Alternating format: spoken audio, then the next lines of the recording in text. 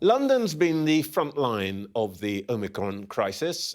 Huge numbers of infections, thousands of NHS and other public service staff off sick, and now the military being sent in to support overstretched hospitals.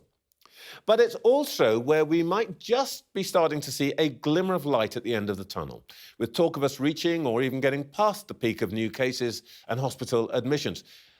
Let's try to find out what's happening in the capital and what it means for the rest of the country. Professor Kevin Fenton is the Public Health Regional Director for London. Good morning, Professor Fenton. Good morning, Trevor. Has the Omicron wave reached its peak in London? Well, we think we may have passed or are at the peak. Data from the ONS suggests that the peak may have occurred at or just about the New Year period. And we're seeing reductions in overall case rates across the city and the prevalence of infection within the community. But remember that infection levels are still very, very high. And the ONS figures suggest that nearly 1 in 10 Londoners are still infected with the disease. So it means that we're not yet out of this critical phase of the pandemic, although we may well be past the peak. But what we do know is that you probably have more data than anybody else, and you can probably tell us more about Omicron itself. Is it correct, as people now seem to be saying, that the evidence suggests that it's milder and that it will come and go faster than Delta?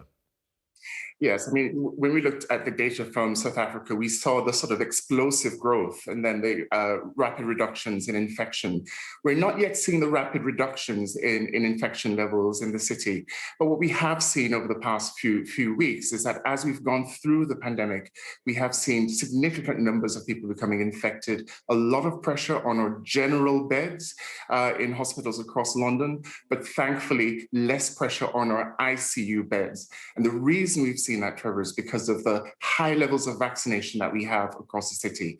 And the most pressure that we have are from people who are unvaccinated or incompletely vaccinated. And that's where we're seeing the pressure on the hospital systems. And that's why we're putting so much effort across the city to getting people vaccinated, getting their boosters, even if they haven't been vaccinated to this point. I want to come back to this question of the unvaccinated in a second, but let's just stick for a moment, if we may, with the position of the NHS. I know nobody can absolutely predict this, but is it your feeling that London's hospitals will be able to cope this winter?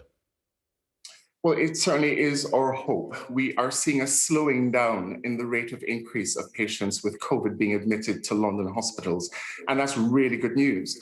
But as you said at the top of the story, there are other pressures that we're facing currently across our health system in the city. So, for example, we have relatively higher staff sickness absence rates, some of which are from COVID, but there may be other respiratory illnesses which are also causing challenges as well. And of course, we have the usual winter pressures, which we see as we move through January and February. And as we emerge from the New Year period, we're seeing more people presenting to our hospital services with the sort of heart disease, the things that we would normally see in the winter. So these three things, COVID, staff sickness absence, as well as winter pressures, means that for the hospitals in London, we're still in a critical phase. I think you've recently picked out a specific thing and said that you're worried about the rising number of cases amongst the over 60s in London. Do you think that's a particular issue, and will it lead to more hospitalizations and serious cases of COVID? Yes, that's a great point, and we're watching it really, really carefully. What we've learned from waves 1 and waves 2 is that what's one of the strongest predictors of your likelihood of hospitalization is being in that over 60 age group, and of course, if you're unvaccinated. And as the rates are continuing to increase in that age group, we're looking really carefully at the pressures that it's placing on our systems. Thankfully, we have very high rates of vaccination and booster coverage in our over 60s in London. So we're hoping that even if we're seeing increasing infections, that it won't translate into significant pressures in our hospitals and especially in ICU beds. And this really is the power of the vaccinations that we have, Trevor, because it really does prevent severe disease and death from Omicron and all other variants of the virus. Well, that takes us actually to a point you made earlier on, which is about the unvaccinated. For the last 6 or 7 months or so, health officials like yourself have been telling us there needs to be a process of education and so on.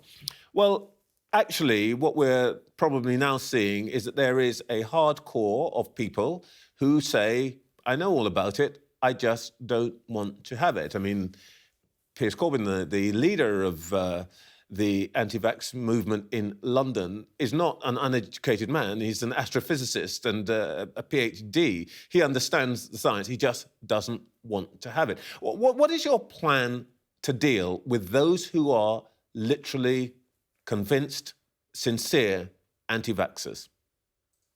Well, we must remember, Trevor, that segment of the population is very, very, very small. The people who are sort of very strong anti-vaxxer, who hold those views. For the vast majority of Londoners, we know that there are 3 reasons why people don't get vaccinated. The first is that, it's an issue of convenience and access and their ability to navigate the system. Many Londoners may not have English as their first language. So we have to do the work of going into communities, engaging with those individuals and ensuring that we have good access to the vaccines. Another reason in London is that many, especially our younger people, may have become infected with the virus during the course of the pandemic. And so they may feel less inclined to take the vaccine because they believe they're already protected because they've been exposed. And for this group, we're ensuring that we have strong messages about the power of the vaccination combined with prior infection to help to protect you moving forward. So these are other reasons why people aren't getting the vaccines. And I think we need to focus on those and work with those individuals and community rather than trying to convince people who are absolutely not willing to take the vaccine. Professor Fenton, thank you so much. Great. Thank you.